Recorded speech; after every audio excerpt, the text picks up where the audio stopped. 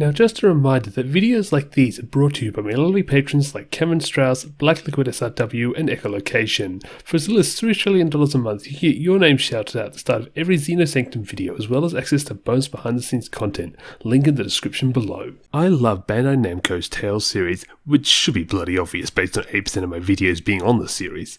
However, despite my adoration for the series, the games which make up the series are far from perfect.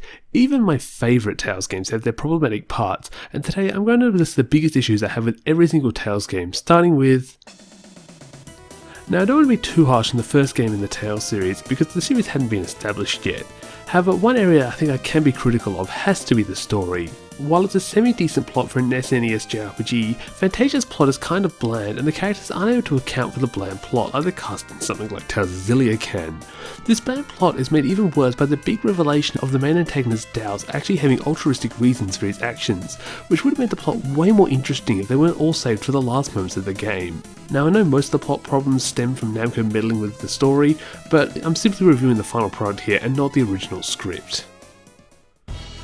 While I think Tales of Destiny is a solid follow-up on Fantasia, it's a game with many problems. From its story that feels like two plots meshed together to the mistranslated puzzles that cause players to get stuck in dungeons, yeah, it's got a lot of problems. However, for me the biggest issue has to be how similar the game feels to Fantasia.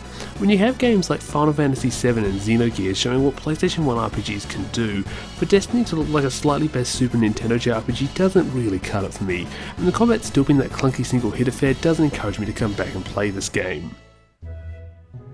While I love Tales of Eternia for establishing series classics like combo attacks and the two worlds mechanic, I only have one question for you guys.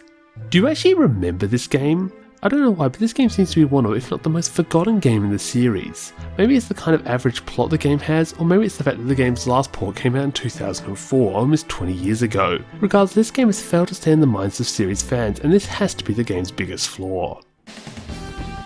To me, Tales of Destiny 2 finally sees the series get over its growing pains of the SNES and PS1 era, and delivers us a solid Tales game to play. Now, it's too easy to highlight the game's lack of a translation as the biggest issue, so I'm instead going to take aim at the plot, and more specifically the time travel nature of the plot. I don't know about you, but time travel doesn't really work in the Tales series. The mechanic kinda kills anything to backtracking, as you're always locked to the time period you are currently in. In some respects, I'm glad after this game and Fantasia, the series has never really touched time travel in any meaningful way. Widely considered the best Tales game by people who've only played this Tales game, that was a joke, Tales of Symphonia is a near perfect transition for the series into 3D. However, a handful of issues did arise with the move into 3D, not least of which was the bloating of the game. While you might disagree with me, I always found Symphonia kinda lacking in content for a story of its length. I generally find myself going very long times between interesting moments, not held by dungeons with over-engineered puzzles. And despite me really liking the game's ending, the trek to get there is definitely my biggest negative. Tales of Rebirth is a Tales game like no other. The 3-line linear motion battle system is one of the most unique combat systems. So what don't I like about Tales of Rebirth? I admit this is a hard one, however if I must come to one negative, it will have to be on the game's themes of discrimination. Perhaps it was the fact that I played this game shortly after the big BLM riots in the US, but having the plot tackle racism so head-on reminds me just how vicious some people can be to one another in our current world, and this just dampened my spirits playing this game. In contrast to Tales of Rebirth, Tales of Legendia has tons of stuff I can criticise. However, since we're only limiting this list to one issue with each game, I'll take my aim at the separate character quests found in the second chapter of the story. What makes Tales games, and by extension all JRPGs, amazing is the character narratives that develop alongside the main plot. Meanwhile here, it seems like the developers could not figure out how to get the character narratives to work in the plot that they created, and instead put it into the post-game. The result is really underwhelming character arcs with most of the characters until the main story is finished, and this is no way to design a JRPG. Despite in my opinion being a far superior game to Tales of Symphonia, I actually think Tales of the Abyss has a much bigger flaw when it comes to the story progression.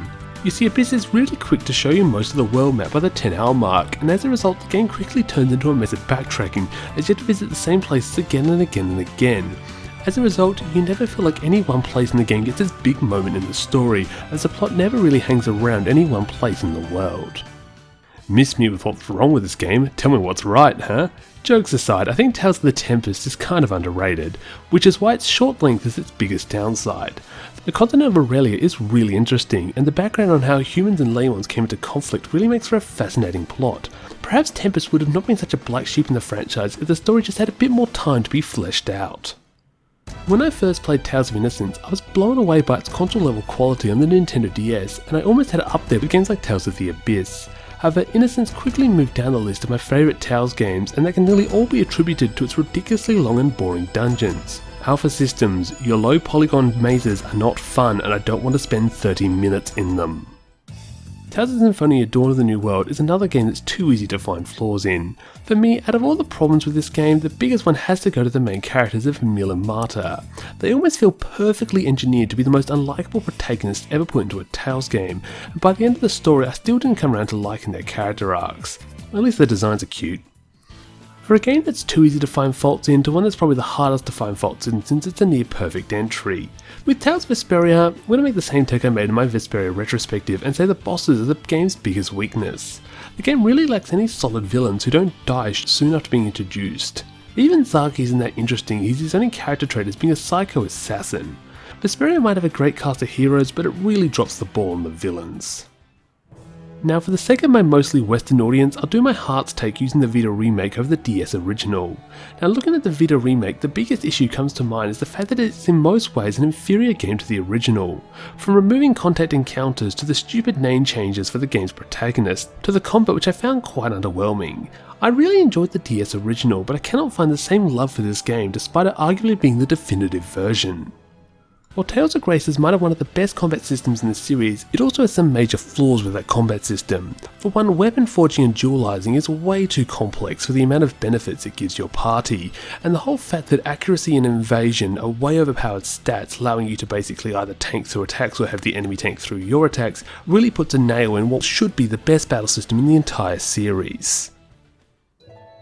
Now I love Tales of Xillia, but it's far from a perfect game. Its rushed development has definitely led to several issues, most notably is the game's pacing. The story goes from being way too slow in the first half to way too rushed in the second half before grinding to a slow slog right at the end. While I still love the story, I wish it was a bit more steadily paced.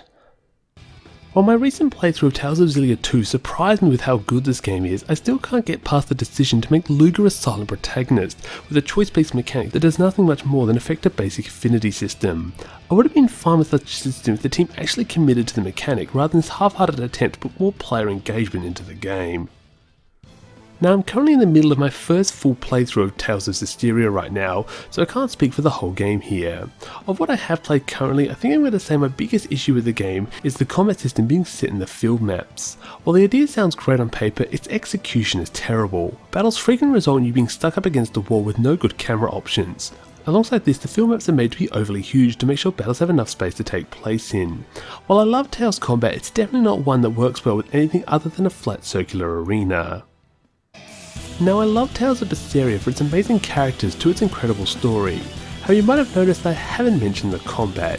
Yeah, after all the negative backlash from Tales of Zestiria, the team decided to totally dumb down the combat to a button spammy game in which you are encouraged to just lump all your super effective arts onto one button and spam it. Had Berseria had even a decent combat system, it would undoubtedly be my number one game in this series, but unfortunately it seems like a perfect Tales game does not exist. Now I think anyone who watches my channel knows what I think of this game, and they probably already know what I'm going to put as my biggest issue. Now while I don't like Tales of Rise's combat, for the most part I can overlook it in regular fights. However, when a boss shows up and I find myself in the slow grind fest of spot dodging while doing minimal chip damage, I simply cannot be blown finishing this game. You can just watch my 1 year anniversary stream here to see me get up to a boss fight and lose all interest to keep playing. While I have my issues with every Tales game, this one has to be the only one that's had an issue that's kept me from finishing the actual game. And with that, we're at the end of my list. What do you think of my list? Do you agree with my choices, or do you have issues with Tales games that I didn't mention? Feel free to comment below. Meanwhile, I'll see you for my next video.